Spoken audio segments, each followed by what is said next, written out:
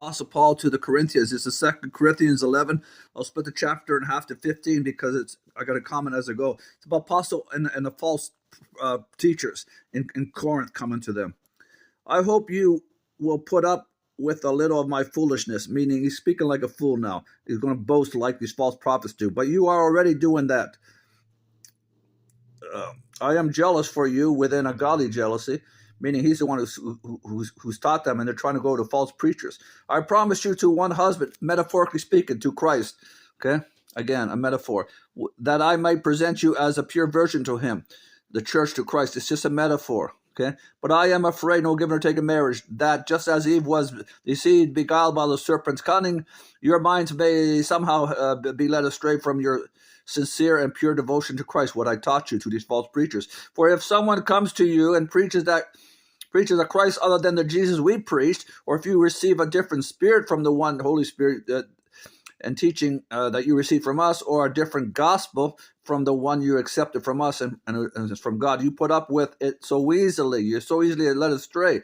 But I do not think I am the least inferior to those super apostles, quotations as they call themselves.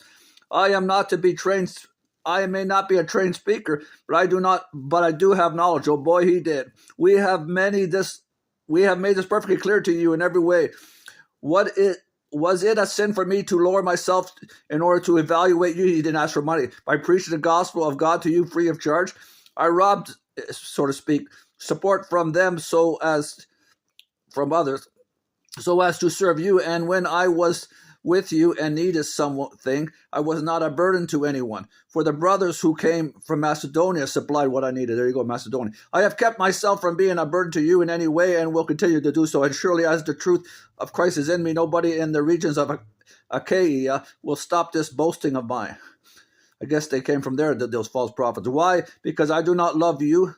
Question mark. God knows I love you. Exclamation mark. Of course he does. And I will keep on doing what I am doing in order to cut the ground from under those who want an opportunity to be considered equal with us, false preachers, in the things they boast about, which are lies. For such men are false apostles, deceitful workmen, masquerading as apostles of Christ. And no wonder, for Satan himself masquerades as an angel of light. It is not surprising then, if his servants masquerade as servants of righteousness, their end will be what their actions deserve.